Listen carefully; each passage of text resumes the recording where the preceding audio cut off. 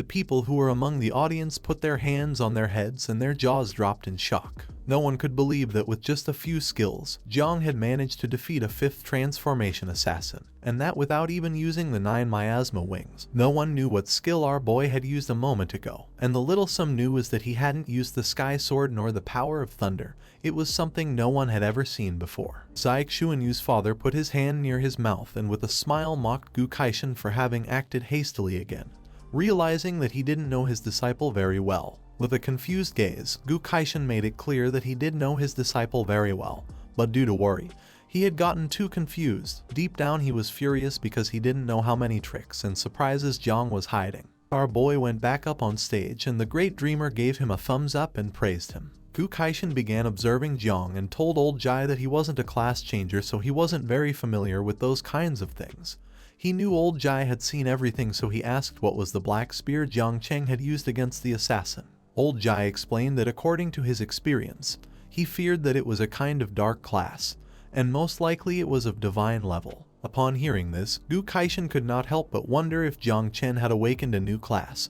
Having 3 divine level classes, he did not know how a 3rd transformation soul could withstand 3 classes. With a kind and proud gaze, the great dreamer praised Jiang and mentioned that he had fought very well during this battle. With a sincere expression, our boy said that the combat had not been so impressive. He promised next time to defeat his opponent with a single blow. Several mages went up on stage and using their powers launched confetti all over the stadium. Upon seeing this, people began to cheer for Jiang, saying that he was the Lord of Heavenly Disasters and the King of the Seas. Jiang put his arms behind his back and his attention was fixed on someone. It was Luo Sandao and her father. Luo Sandao was holding a box, and while her eyes were shining with joy, her father placed his hand on his chest and with a smile introduced himself as the head of the Luo family. Together with his daughter Luo Sandao, he had come to deliver a divine sword in honor of him becoming the Lord of Heavenly Disasters and the King of the Seas. The man who was standing next to the sofa clenched his fists, and with an angry gaze began to stare at the man who was sitting next to Gu Kaishan, saying that it was all his fault for competing with him to be the first to offer a gift. In the end, Luo Bandao had taken the lead.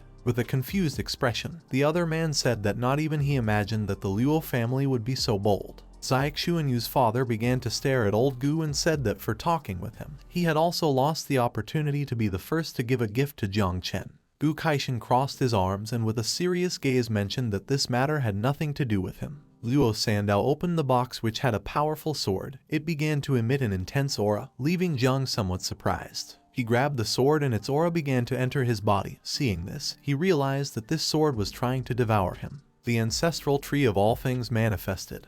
Jiang tightly grabbed the sword and his eyes began to shine with evil. Our boy was not a weakling easy to deal with, so he asked the old tree to take care of the sword. The ancestral tree helped Jiang master the sword. While his eyes were shining with excitement, with a smile, he swung the sword forcefully several times, making it clear that from now on he was going to be its owner. Seeing that Jiang had managed to master the sword, Luo Bandao's eyes filled with surprise.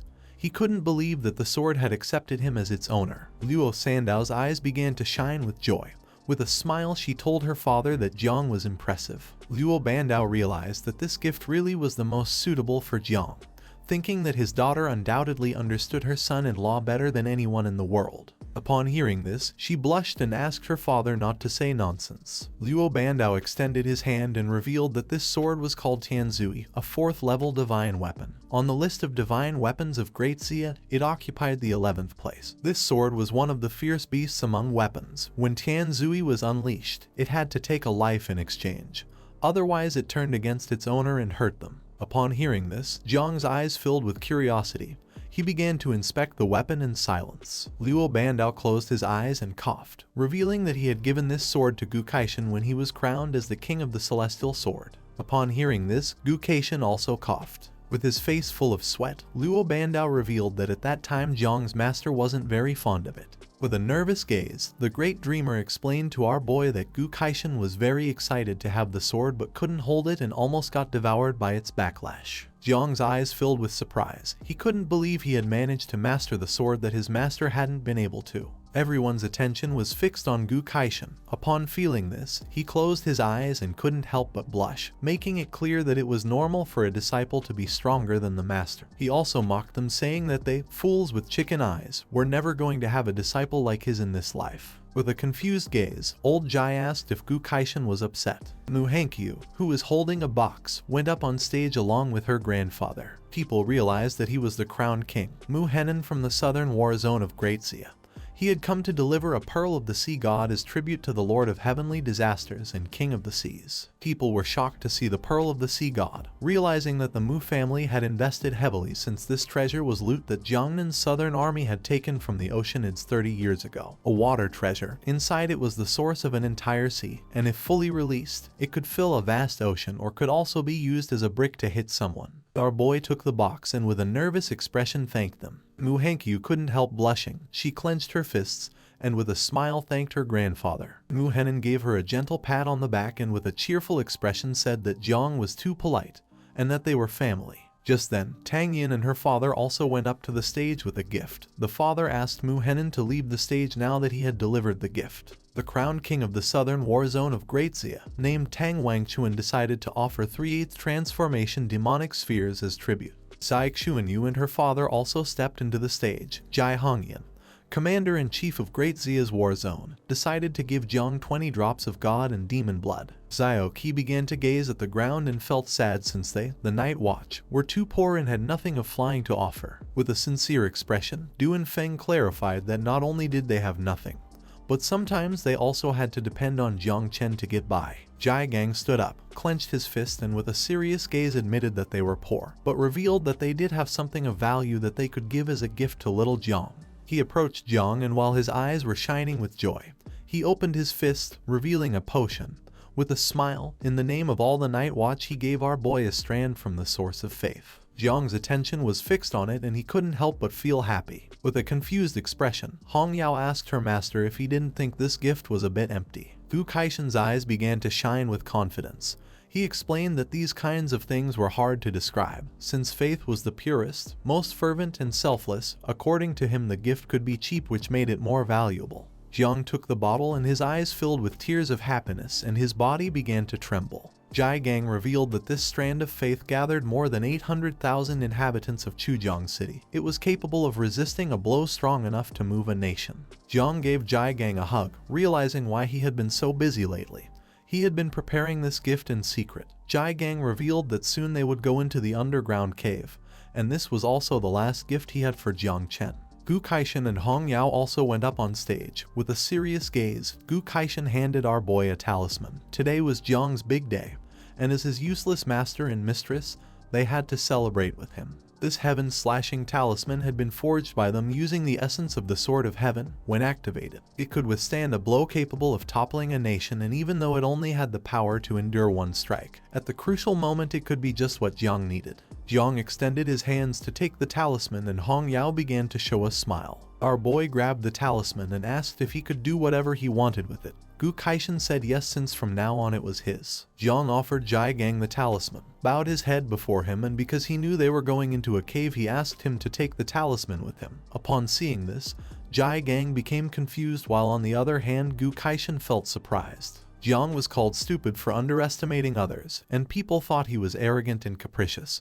But he had no other family than Jai Gang and the others. Before reaching the 6th transformation, the god of war was not going to allow him to go with them to the cave, so he could not be at ease without knowing if something bad was going to happen to Jai Gang and the others. Jai Gang placed his hand on Jiang's shoulder and with a serious gaze decided to obey Jiang in everything. He gave him his word and promised that in the future they would fight alongside him as strong warriors, asking him to please accept the strand from the source of faith. Our boy took out a box with all the gifts he had received. With a smile he mentioned that they were his family. In the box was Jiang's previous equipment and the gifts he had received. He decided to give them to Jai Gang so that he could distribute them among the other members of Night Watch. Jai Gang panicked, and seeing this, our boy asked him not to be modest and accept this gift. With a confused gaze, Jai Gang accepted, since he had said that today he would listen to Jiang and everything. Aunt Tang and the others couldn't help but cry. She felt sad because she didn't know why they always had to take advantage of Jiang Chen.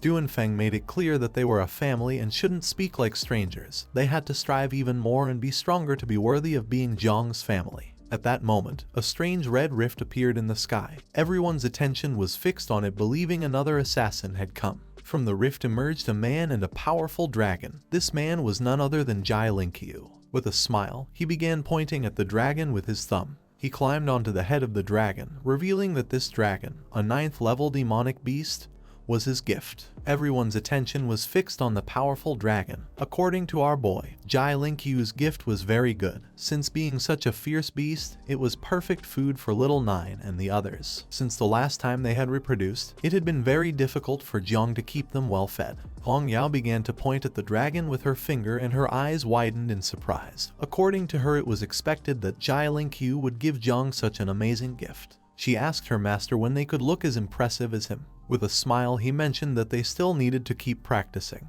Jai Linkyu raised his sword, and while it was shining, he made it clear that the flame of arrival of the Great Xia was never going to be extinguished. Upon hearing this, everyone raised their fists and began to shout the name of Jiang.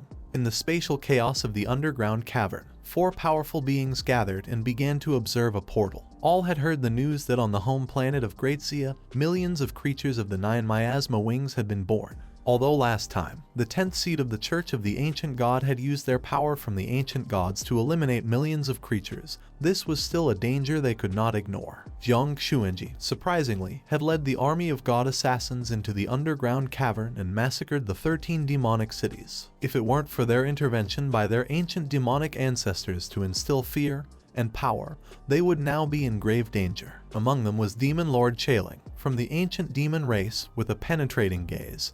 He extended his hand and revealed that in Great Xia there was an old saying, if lips were lost, teeth grew cold. He proposed that all races unite to eradicate Great Xia. The old man with the giant head was the immortal elder Yungsu, from the ancient immortal race. He began to stroke his beard and made it clear that his race was not going to get involved in this kind of matter. According to him, the massacre of the demons was their own fault. He personally thought that Great Xia was quite good. Their people were courteous and respectful. If they were not attacked, they would not attack. Furthermore, their race had already allied with humans 400 years ago. They could not betray their word. With an angry expression, Chaling began to point at the old man and asked him to stop talking nonsense, since everyone in the cave knew about the schemes of the immortal race. According to him, their alliance with humans was only conspiracies and lies. During the last 400 years, they had been supporting the 3 overseas islands, hoping that they could conquer Great Xia. They wanted to take over the whole planet, but Chaling made it clear that their plan was not going to work.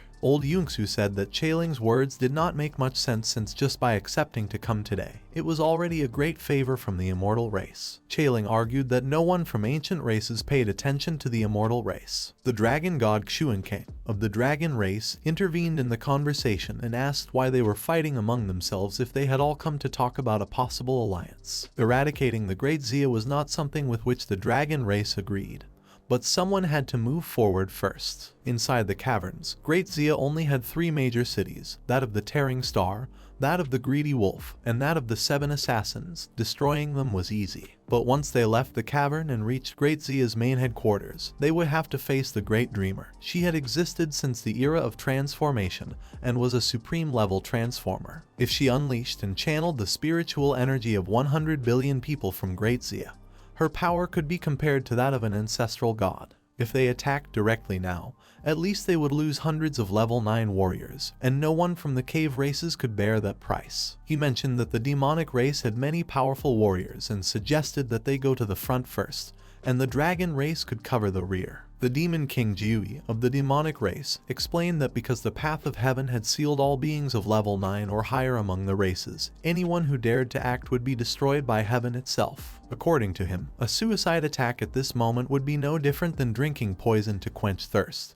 He revealed that the seal of the 10th level was already half unlocked, and in less than half a year, it was going to be completely released. And when that moment came, the ancient beings of the 10 great races could unleash all their level 10 warriors with ease. Jiui extended his hand and revealed that Daxia only had 3 9th level cultivators, and all of them still needed time to reach the next level. That was going to be the perfect moment to attack. Old Yungsu nodded his head and explained to Chailing that no one was willing to pay the price for the recklessness of the demonic race, much less die just before dawn. Shu and Kang also agreed, since during these next few months they could continue with the original plan. They had to support the external human forces to gradually weaken Daxia. He only feared that they would end up regretting it sooner or later. The portal began to show Jiang. They knew that Jiang, a simple warrior of 3 transformations, was not to be feared, since their demonic race had already bribed the most powerful assassins from several countries, and they trusted that by joining together they could eliminate Jiang Chen soon. And even if they failed, it wouldn't matter much, since the Great Tianyun tournament between the 3 overseas islands and Daxia was going to begin in 3 months. Besides, they had already granted dragon blood to the marine race of Origin Star. Shu and Kang's eyes began to shine with evil and a smile appeared on his face. He knew that by then, the dragon prodigy of the marine race was also going to participate, and with everything prepared, Jiang Chen was going to die without any doubt. This is the end of the video. If you guys want to see the next part, then don't forget to subscribe and like the video.